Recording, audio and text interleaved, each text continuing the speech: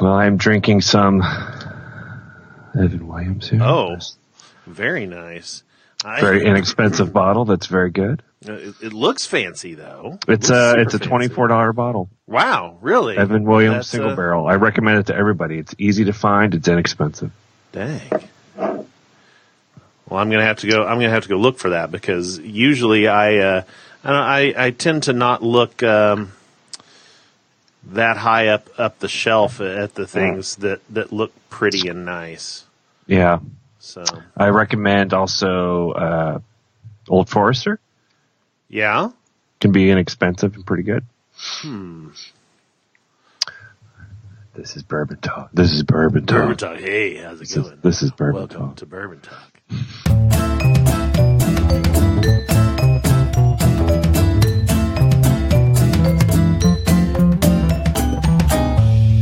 I had an idea for something that I think we need, an essential piece of equipment.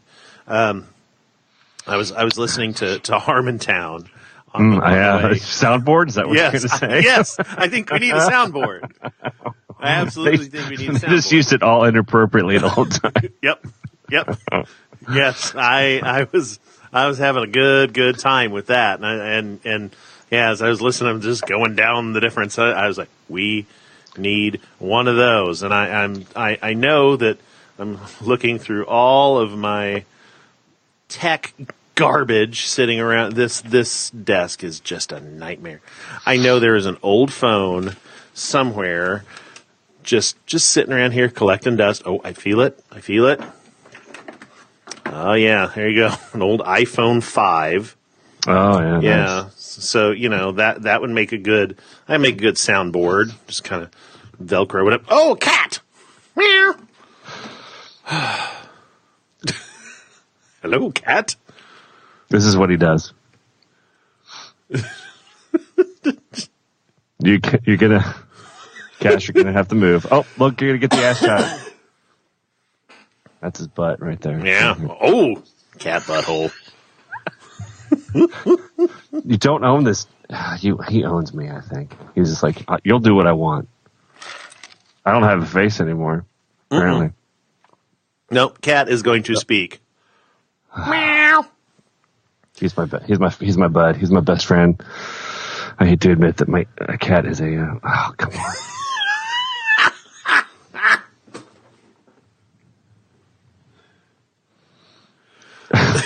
Jeez. This is why I post these on Instagram. Like, this is what he does. He's just like, oh hey, your face is on my blanket. That cat has totally owned you. All right, buddy. Go away. I love you, but you gotta move. Bye, cat. Move. Oh my gosh.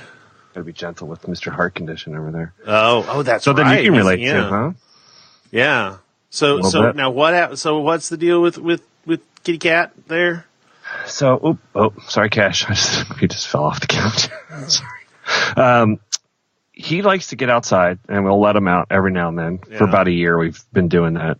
But like earlier this week, he got out, and we didn't know it. And he was outside all night, and he got into the low teens.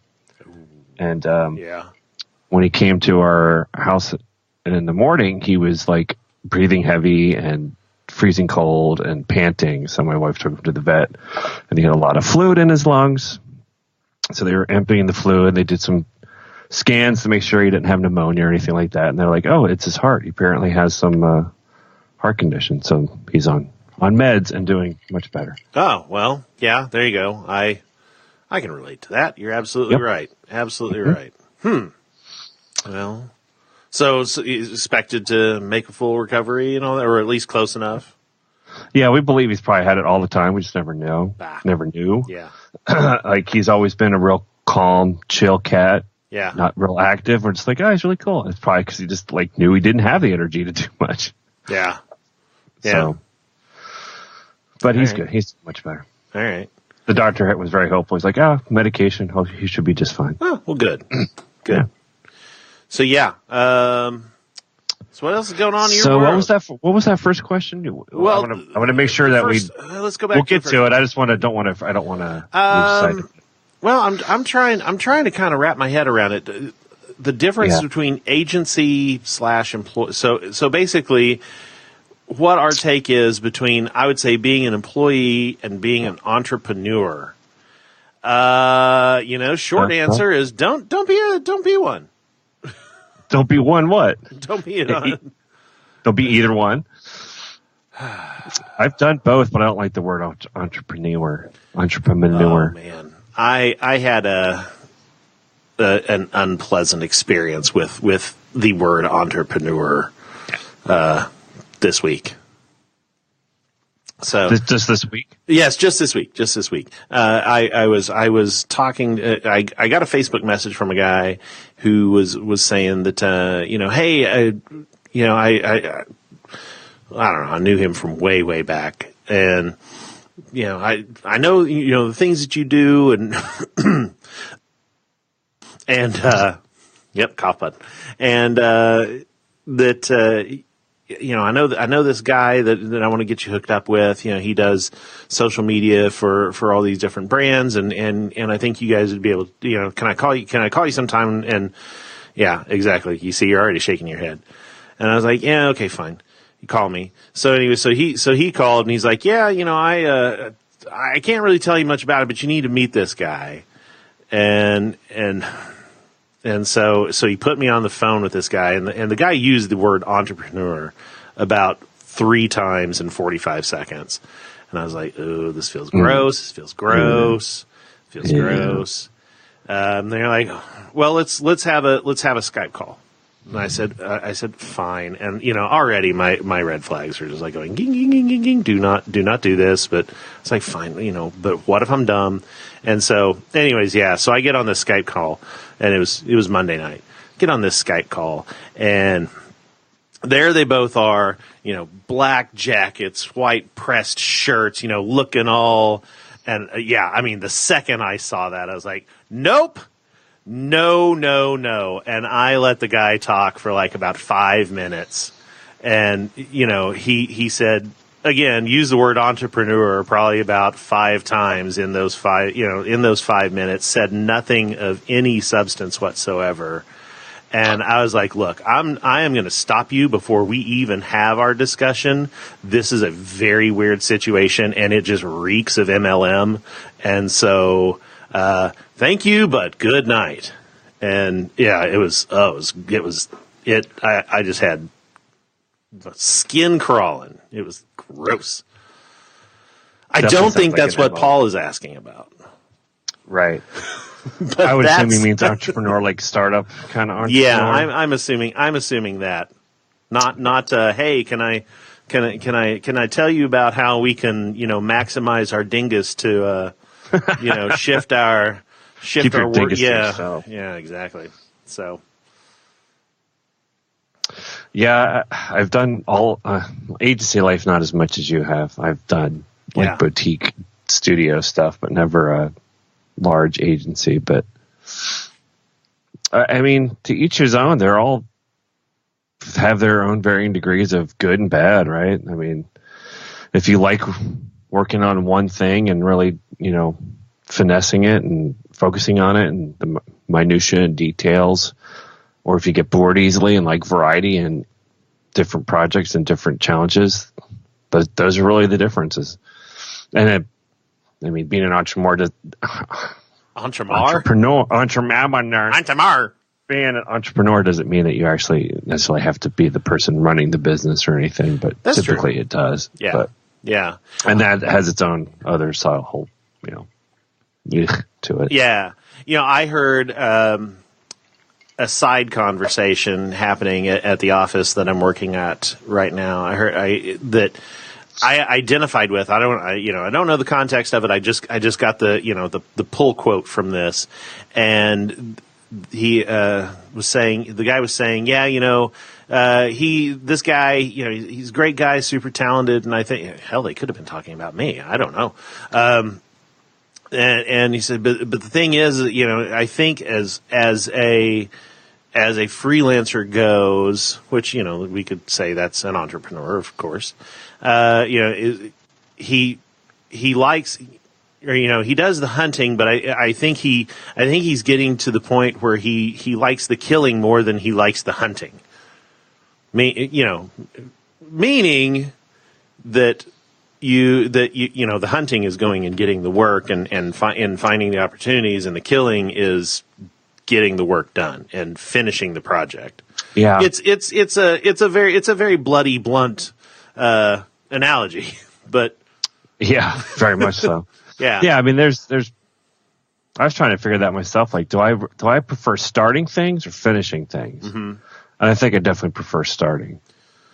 Yeah, I I am still not sure. I'm not sure which one I do. It changes with the seasons for me. Sometimes I definitely prefer starting, and and that's really the thing that I like doing, and I don't like doing the back end of it, or saying the back end of the project, whatever that is. You don't like the back end. You prefer the front end. Sometimes you like people's front. You like the front end of stuff. Sometimes, but then sometimes I'm all about the back end. I don't want anything to do with the front end. I just give me all the meat in the back. There you go. There's one to grow on. The more you know. See, right there was where we needed the soundboard. Yeah. I'm going to put. We could do a soundboard like in Parks and Rec, like whatever. Did you watch Parks and Rec, or is it just to me? No, I've watched some. I haven't. I enjoy it, but I haven't. I've watched it probably 10 times through. Really? All the seasons. I have a problem. Yes, maybe. As I drink some bourbon, I say I have a problem. There's multiple levels to me saying that out loud. Boy, I feel like I'm really boring today. Boy, I was amped up last week. You sound great. You were amped up but at last least week. I have a great microphone. Yeah, I was pretty amped up last week. Well, it happens. It happens. It does happen. Yeah. I was out with friends. That's probably why. You know what? You did that last week too. This becoming a Wednesday thing. Do we need to reschedule? Oh, no. Oh, okay. No. Okay. It's 10 o'clock, so it's... Well, yeah, I understand. The energy level is low. Welcome to Uncle Weepy's Depression Dungeon, the lowest energy podcast on the internet. I was thinking in the car today about like... favorite sad songs, favorite sad movies. Yeah. When you're sad, do you like sad things or happy things? So all those kinds of stuff, which... So it was like a sad bastard day, kind of sad bastard day? For me? Yeah. No, not sad day. It's a tired day. Yeah. It's like the 5th Wednesday again today already. See, and it's weird. I got to that office, and they've got a Sonos, and there's always music playing, and today I called it was Sad Bastard Mixtape Day. Nice. Because every single song was a song that I know for a fact that I had put on some mixtape for a girl that did not like me, and and put it in their mailbox, and one of those girls happens to now be my wife, but I put so many tapes in the mailbox, and it had all these sad bastard songs that and it really did it for me. I was like, I was aware of the music, but then when Sophie B. Hawkins' "Damn, I Wish I Was Your Lover" came on, I was like, wait a second, this is Sad Bastard mixtape music. And then it was followed by Sinead O'Connor's "Nothing Compares to You." Yeah. And I was like, wow, we are really wallowing in it here today. And it just kept on going. And I go way deep sad. Yeah. Like Elliott Smith or The Smiths. Oh yeah, well sure. Sufjan Stevens. Yeah, I'll go. If I just want to cry, I just put on some Sufjan, and I will be a ball of tears. Anything from the Carrie and Lowell album. Pretty much, if I want to bawl like a baby, I will put on the 4th of July, which is one of the saddest songs ever. The saddest. It's because it's a converse. I don't know if you know anything about it. It's a whole album about him writing about his mom who just died, and he didn't know her. She abandoned him when he was a kid. She had a lot of drug problems. He was raised by his stepfather and her, but she was in and out of the picture. And basically, it's a whole album dedicated to her basically it's like him lamenting, like, why did you leave us? Why didn't I ever get to know you? Why am I getting to know you now when it's too late? So the 4th of July is a song about, it's him and his mom having a conversation as she's dying. And he always calls her, she always calls him something that flies, some kind of bird or bug or whatever. And he just talks about things that extinguish and burn out. Wow. It's a really good song. That sounds highly morose and... Yeah, well, the last lines of the song, "We're all going to die." That's how the song ends, with repeated over and over, gently and beautifully. We're all going to die. It is a good song. But that's like, there's a go-to songs. I don't know if you have that, but I have go-to songs that were just like, help me kind of plunge into it, get through it a little bit quicker sometimes. Yeah, I've listened to his music, but I've never really dug into. Because let's be fair. It's not super accessible music. Oh no! So I am far from accessible music. You've got to be in a very certain kind of mood in order to take part in Sufjan Stevens. I have a whole playlist that's just called "Sorrow is Better Than Laughter." So it kind of tells you where my head is. Yeah. Okay. You know what that's from? That's a Bible verse. No, it's from Ecclesiastes. Wow. Yeah. See, I've never been. Hey, I know the Bible verse guy. I typically don't, but that one always struck me as amazing. Sorrow is better than laughter because a sad face is good for the heart. Say that again. Sorry, I was better than laughter. Sorry, it's sorrow. Oh, sorrow is better. Sorrow is better than laughter because a sad face is good for the heart. That I really like that. For the first 2 or 3 times, I thought you said sorry, I was better than laughter. No. I was like, sorrow. Okay. Sorrow. I got to slow down. I talk too fast sometimes. Harder. I listen to podcasts on speed and you got to get through them. You got to get those 2-hour suckers cut down to hour and 45. Yeah. 30. Are you new to Harmontown, by the way? Yeah, relatively. I mean, this is like the 4th episode that I've listened to. Okay. Oh, okay. Because I've been listening for years. Yeah, but, no. It's it's interesting. He used to have a live audience. He used to always do it in front of a live audience. Right. It still sounds live now, though. Here's the funny thing. They built the whole studio, Starburns, which they're big. They do Rick and Morty. It's a good show.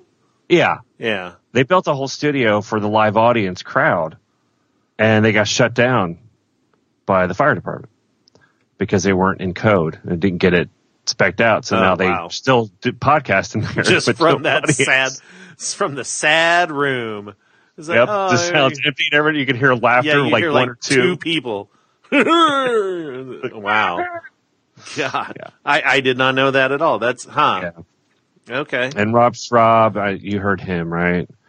Yes. Scud. I never was a comic book person, but I know some people love Scud. It's some comic book, and he's a writer director. He wrote or directed the Lego Movie.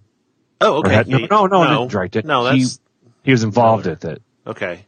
I want to say that's right. And then directed some Parks and Rec, directed some Community. Yeah. He's a guy that's been around. So, and then obviously Harmon did Community as well. Yeah. He mentioned something in the. I'm looking it up now because he mentioned something in the latest episode that they were doing something with. It was written by Dan Harmon and Rob Schraub. Heat Vision, and Jack. And Have Jack, you ever seen that? Yes. Yep. Yeah. Jack Black and a motorcycle. Yeah. Owen Wilson is the motorcycle. Yeah. Yep. Yeah. Heat Vision, Jack, like the infamous pilot. Yep. I forgot about that. Such a weird show, but yeah, that was written. It was written and executive produced by Dan Harmon and Rob Schraub. Which I got to figure out what that dude's deal is because I absolutely feel like that whole thing is a bit. Like he can't possibly sound like that. His voice? Well, no. How he always sounds like this and talks like he's been hit on the head all the time. They make fun of his high voice a lot. Oh yeah, it's awful. It's like, I can't help it. He just gets real mad. Ah. But they've been friends since they were kids. He and Schraub in Milwaukee. Boy, this is so inside baseball about a different podcast. Yeah, hey, let's spend some time talking about a whole this different is our show. Sports, so fuck you. That's right. So we talk about sports, we talk about podcasts that maybe, like 20,000 people. Maybe you should go listen to that instead right now because it's pretty funny. They talk about their prostate this week. Oh my God. Not just the prostate, but what it can. Yes, but what it can achieve, what it can produce. Shit stories are pretty great too. I just got into that. That was the part that I. That was the part that I just. Who doesn't have a good poop story? I don't think I do actually. I have a pee story. I don't have any sort of story like that story. I have a friend that did have a story like that, but no. Oh Lord. No, it's horrifying. Yeah. So what's making Paul itchy this week? I can't help it. Now I'm just doing that now. If I can't have a soundboard, that's what I'm going to do. Itchy. Am I itchy? I don't know. Are you itchy this week? Scratchy. My nose feels clogged up. It's been 20 degrees for the last 3 days. I'm tired of that. Has it been cold there? Nope. Not today. We've had like 2 squalls of snow. It's like sunny, and then like for 20 minutes it's a blizzard. And then it's sunny again. And then within 2 hours, another blizzard. No, I believe that spring has finally come to Kansas City, and we're all hate it. Happy to be here. I really believe that my body. I actually read this somewhere that apparently parts of our internal organs have. I don't want to say memory because that's too brain-like, but it does have. Our organs do have some sorts of memory mechanisms, which is why you might feel queasy if you smell something. It bypasses most of the brain. Yeah. Because they apparently have monitored it and be like, wow, this is acting completely independently of you processing stuff. I think the gut mostly has the most active stuff. But I'm wondering if within our body, if you've lived in the same area long enough that it just has this is the time it's supposed to get warm now. And when it doesn't, it gets weird and it gets off, and then it makes your whole body and thus your whole being feel off. It makes sense to me anyway. It's probably pseudoscience, which is sure. Well, my wheelhouse, I guess. But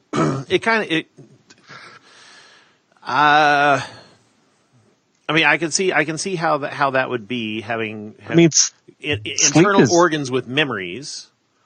Memories, quote unquote, memories. Yeah, because there are studies that show, and I have a cocktail napkin episode about this, about research that was shown that even though we highly prize innovative, creative thinking, that very same innovative, creative thinking physically makes us ill. And so our body does not react well to innovation and change, and so quite often that manifests itself in, like as you're saying, queasiness, sure, and mostly queasiness. Wow, that's a great idea. A great idea will make you feel sick. I can see that. In terms of probably the amount of energy required to be creative, which is beyond just your brain. Yeah. Well, this is even if you just take some guy off the street and present him with a creative, innovative idea. The chance that idea will make him feel I would imagine. Does it have to be challenging to them to some degree? Well, yeah, that's kind of where I was trying to think of how to qualify it, because I'm going to guess that you've got to lay some contexts and some things down to that, where because you're not going to go and somebody who is is not a tech person, and you go in and lay down some really involved, innovative tech idea, if it doesn't resonate with them and their day in, day out, I don't see how that's going to make them sick. But it's like, oh, a phone that can read my mind, awesome. Yeah. I don't know. I'm assuming although I would a phone that would read my mind would make me sick regardless, I think. So yeah, I think it would have to challenge your challenge your perceptions of something. Yeah, exactly. Yeah, definitely. I would assume that's true with ideas in general. Concepts, ideas, creative concepts, ideas, but if anything that kind of blows your mind, so to speak, probably makes you sick. Yeah. Unless you do it all the blows time. Something else out the other end. That's right. That makes sense. Creativity definitely can affect you. Yeah. Good if ideas. You let it. Good ideas make you poop. There's the title. Such a good idea. I got to go to the bathroom. Uh-huh. Well, that could mean something else too. That's not. Yeah. Not appropriate. It's not appropriate. What's making you itchy? Anything? Well, it was another weird Wednesday night here at the house. Mm-hmm. And so 2 Wednesdays in a row make me think that there's something going on that's causing Wednesdays to be worse than most days. So we spent some time trying to get to the bottom of that, and we got nowhere. So that made me pretty trying to itchy. find patterns. Yeah, it wasn't quite to the degree where, as last week I came in like, oh, I'm in a bad mood. Don't talk to me. Don't mess with me. It wasn't like that today. It was just like, okay, seriously, come on, dude. Yeah. So yeah, that made me a little bit itchy. I'm itchy in the back of my head right now.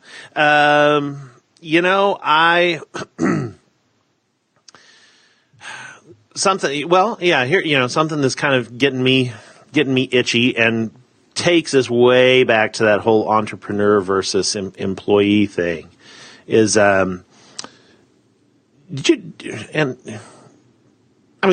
don't have to be an entrepreneur or even self-employed to I think go through this, but where you get that feeling where you're right on the cusp of that you would be capable of making some big things happen right now.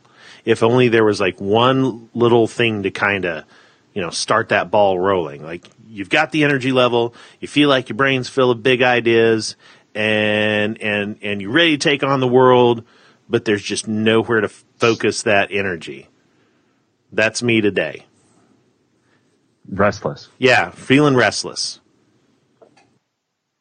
Yeah.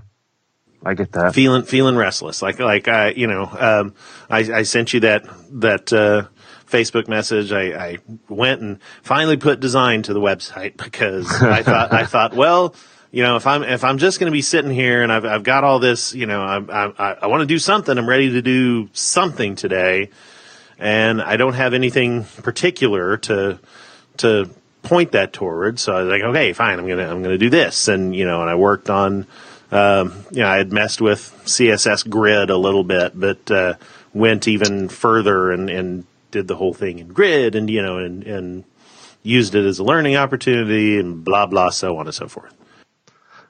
I feel like that happens to me every time it feels like spring's coming, like it starts to get warm. Oh, like yeah. There's this restlessness of I'm going out on a limb here again, Mr. Pseudoscience me. I read too much stuff. But, well, we wouldn't have a show if you didn't. So our lower brain, lizard brain, if you will, old brain.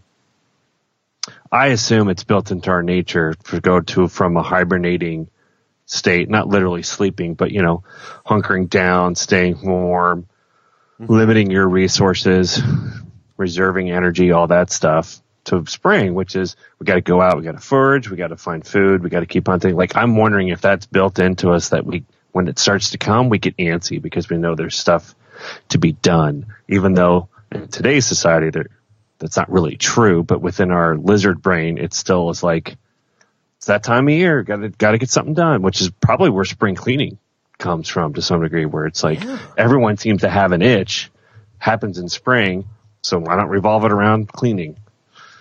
It just seems like it's a universal pattern for everybody. Not sure if it's based on actual weather or time of year. Yeah. Because I haven't felt it maybe yet. A little bit of both. 20 degrees.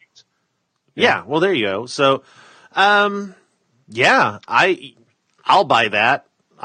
Because in winter I don't feel nearly as productive. Yeah. Ever. I always feel like I just kind of not coast, but I don't have my best ideas in winter. Yeah. It's more of, being strategic or thinking about something or making something that I did a while ago better or whatever. It's not like the world is full of possibilities. Yeah. I'm wondering if someone in California has the same, somewhere where they have a similar climate all year round. I wonder if they have the same sort of spring itch. Ooh, that's a really good question. We need to get a listener from California who could actually tell us a little bit about that. Charlie says that it definitely makes him want to get outside and ride his bike. A day like today would actually make me want to get outside and ride my bike. Of course, I would need to air up the tires because I haven't ridden it in 2 years. It makes me want to ride my bike. I have to go out, buy a bike. Yeah, sure. Yeah. Bundle up with a lot of winter clothes because it's like 24 degrees out. Yeah. And then probably just give up and be like, this is cold and it's hilly out, and I don't want to get stuck in a squall. Yeah, for you today, squall. That's a fun word to say like that. Squall is a terrible word. Well, they call it the bomb cyclone, which is just or whatever. Oh, yeah. Come on, yeah. We have to get so violent with our weather, but sure, why not? I feel like I just shrubbed that word. Squall. Oh, see, I can't do. I'm going to send you. I think there's something to that though, because today I would say was probably the nicest day we've had so far this year, and so yeah, I think maybe even though I didn't spend the day outside, you get the vibe, and I think that that's maybe what happened to me today. Yeah, perhaps. I should have taken better advantage of it. I've definitely felt that way to some degree before. It's honestly the greatest feeling in the world, where you're like itching to do something, but there really isn't much to do, really. So you create work for yourself. Yeah, well, that's exactly what I did today. Yep, that's exactly. But what also, I did. That's why. We have to be able to do that kind of stuff, or we just kind of sit around. And we don't have the same necessities of survival like we did a long time ago, so it has to be channeled somewhere. Yep. All right, I'm going to send you this. Oh no! Stop. You probably couldn't hear that, could you? No. Good, because it was loud.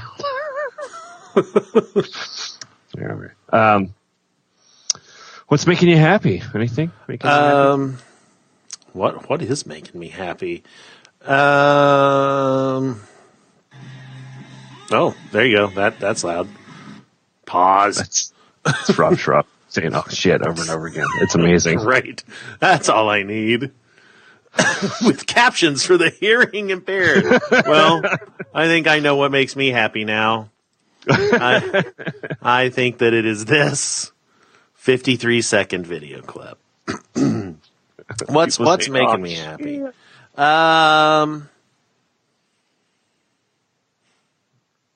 Here's a weird thing, but this is something that is making me happy. I am happy because I got to have some new perspective on life this week or this last week, but I hadn't really noticed anything about it, but then I'd been talking about it over the weekend and then today, and I realized that it was really kind of a cool thing that I witnessed.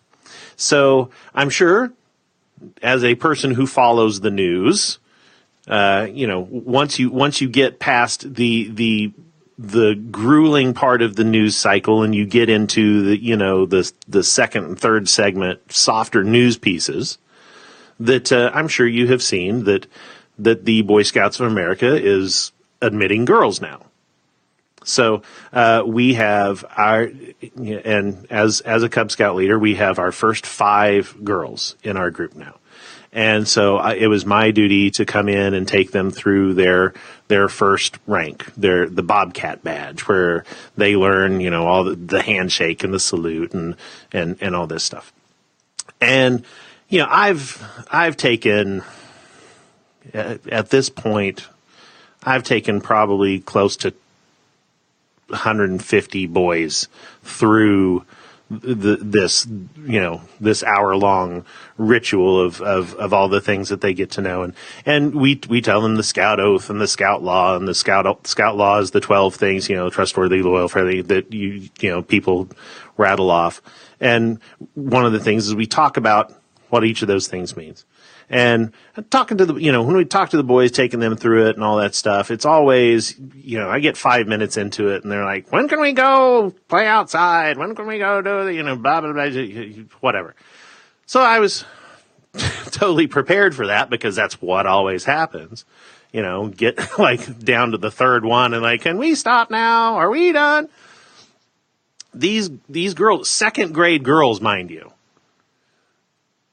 engaged me in a 20-minute discussion about what the 12 points of the Scout Law meant. And it was real, because I have 2 boys, so I don't get to experience this at all. This is really my first real experience spending any appreciable time with girls and talking to them. It just doesn't happen at the age that my boys are and all that stuff. So it was totally weird, but it made me really, really happy because I was like, wow, but then at the same time, it also really, really illustrated to me one of the reasons why some people have some concerns about girls joining the Boy Scouts. And that would be as they get older and they're expected to have leadership positions, the boys aren't going to give a shit. And they're just going to go, just let the girls do it. Because they are way more on point than so you're not wrong. Yeah, you're not wrong in any way, shape, or form. Yeah, it sounds like self-protection from some of the boys. Like, hey, let's not let the girls in because we know they're going to be way better at this than we are. Yeah, so that was definitely because. As they get older, the girls get to mix in with the boys until they're 5th grade, and then when the new Boy Scouty, whatever they're going to call it, program is for the older kids, they split them back apart into boys and girls again, and that I am now completely convinced that is the reason why, because that is when they are supposed to lead the group themselves and not the adults. And yeah, I could totally see the boys going, well, they're way better at this, so just. There you go. I really wish our government would figure that out. They're way better at this than we are. Maybe we should just let them do more stuff. You're not wrong. Boys we're idiots. I told my daughter took a job over the summer and through winter at the company I work for in the warehouse. What basically is items come in and she helps categorize and itemize them and all that stuff. She's like Buddy the Elf. Yeah, pretty much, yes. She feels like Buddy the Elf because she's like, I'm not as fast as everyone else. They have a quota, and she didn't always hit it. But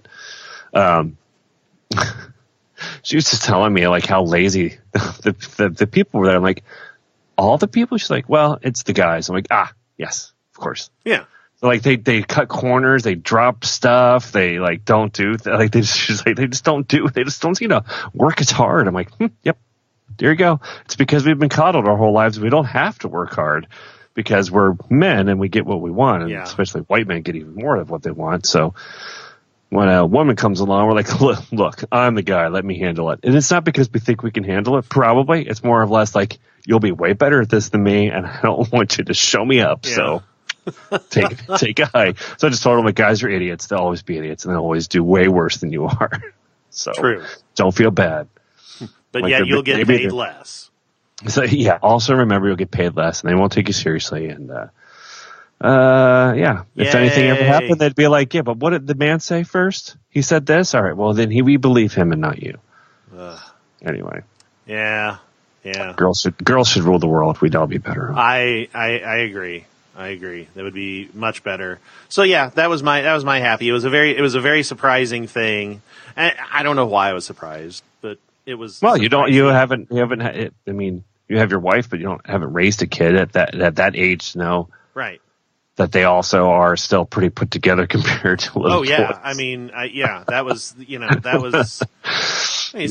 second grade girls. And I was like, wow, listen to you guys have, because I mean, I lead fourth grade boys, and I couldn't even probably get you any of them to even tell you what the points were, let alone what they mean.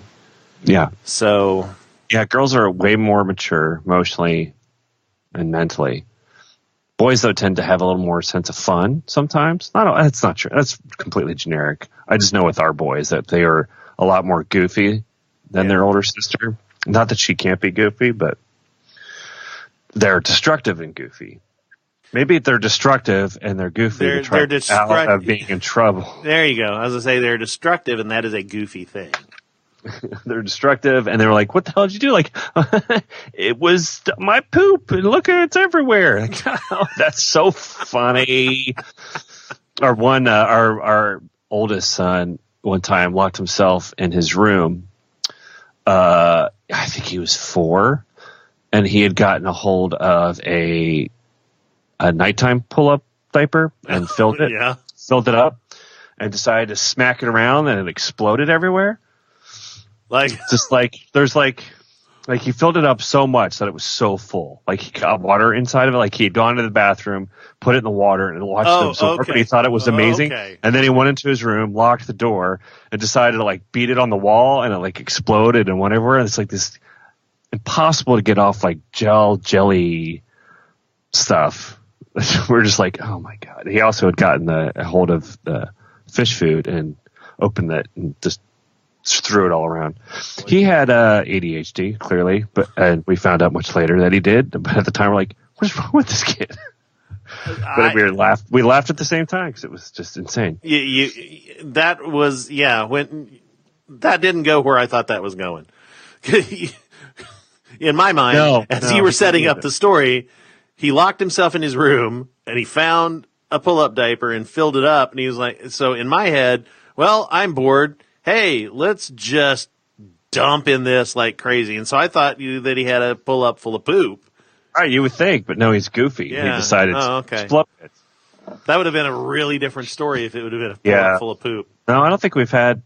That might be another good title. Pull-up full of poop. I'm not sure we had any of our kids do anything with their poop other than anyone who has a newborn, they'll poop in the tub and you have to clean it out somehow. Oh, yeah. That's always fun. I always tell anyone who wants to have kids, you will hold poo in your hands. Yeah. Just get ready for you will have shit in a tub and you'll be like, what do I do now? And it's not going to be a solid. Oh no. It will be like sand running through your fingers. Yeah. How do I get this out? Do I have to get a net? Do I let it go down the drain? That probably can't be good. Yeah, well. It ends up at the same place. It's all the same shit. Yeah. I'll tell you something else that I think makes me happy. Jury's still out on it a little bit, but I'm interested. I think that I'm telling a little bit of a difference. Is that since this weekend, I have started taking a hemp oil supplement. A friend of mine and I were talking at Scouts about her son, and he has ADHD. Did take medicine for it, but it just zonked him out. And so she decided to try this stuff, and she said, I think it's working. As we were both looking at him laying on the floor, but I say, it probably was working because, he was way, I was like, I wonder how that would, because I got to reading about it and,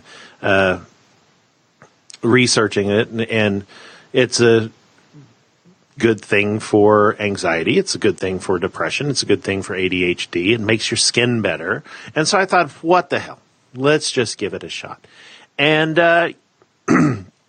honestly, I do think, even if it is just a pseudoscience placebo thing for me, it seems to be working. I mean, I wouldn't say that it's a marked difference, right? But I seem to have a little bit better focus. I seem to sleep a little bit better. The past couple of months, I was having jacked up dreams like all night long. And those have subsided over the past few days. It's just, it's just kind of a nice evening of everything. And so, I don't know. Could be. What's in hemp oil that would be different than like what would be in a marijuana type THC kind of situation? Well, that's the difference. So it is extracted from agricultural hemp, which is very low in THC, very low or non-existent with THC, but is very high in cannabidiol. Cannabidiol, I believe, is the word. And so a lot of times you might see hemp oil called CBD oil. And so so in agricultural grade hemp, that's really high, but marijuana is grown to be the reverse. So it has been, genetically cultivated and so on to be very low in CBDs but high in THC. So it's really, it's just. I know there are certain marijuana for cancer patients, and I'm wondering if that's the one that is low THC, high other CBD. It probably is. The more I got into reading it, I bought mine from Amazon, so it's not like that reminds. There was the product like that I remember hearing on a podcast. Someone sponsored. It was on Amazon. I can't remember the name of it now. It's like not ambrosia, but it's something like that. But anyway, that's like a Bluebird Botanicals. I don't remember. It is a something like that. I can't remember what it's called. That's one. That's not what I got. But I was reading about it the other day, and it is stuff that comes from Colorado. So it's like it's a company. And Rocky Mountain High. Yeah, it's all they make is these hemp products, and CW. So something tells me they are a little bit different than Charlotte's Web. That's what it's called. Charlotte's Web, huh? Oh, Charlotte's Web hemp oil. He's a good pig. Charlotte's Web hemp oil. Charlotte's Web hemp oil. I think you can buy that on Amazon, but I have heard of that. Yeah, I don't know. I mean. It could be pseudoscience, but science is trying to figure out why placebos actually work, because when they study placebos, they are effective, which makes no sense. Placebos don't work, but yet they do work. And, I mean, it's basically the power of the brain to believe that it's weird. Like, I don't believe at all in mind over matter kind of thing. Like, if you will it into being, it is so kind of thing. Yeah. I mean, I've gotten away from that thinking as much as I can in terms of the wishy thinking, prayer making things go away. But there is the benefit of a placebo maybe making someone, because mood plays into everything, stress plays into so much stuff. If you can reduce stress, you could probably increase health. Yeah. And if a placebo convinces someone that it's helping them, then it probably reduces their stress and anxiety about the thing that they might have, which probably just makes them better. Yeah. Either way, it works. So correct. Yeah. So you get the effect that you need. Yeah. Like I often I wonder, like, am I paying a lot of money for sugar pills? They don't taste like sugar pills. They taste pretty nasty, but yeah. That's fascinating to me that. One, it just tells you how powerful the brain is, that If it believes something is effective, it can alter some. Obviously, can't cure everything, but it can help make things tolerable for sure. Yep. Well, I know that for me, it's at least. You can get hemp for dogs. There you go. We've gotten hemp for our dogs. You've gotten hemp for your dogs, huh? Yeah, they didn't like it. They didn't like it. So now one's on some form of Paxil, or one white dog. She's just a ball of anxiety. She's on medicine. You know what's good for dogs? Black tar heroin.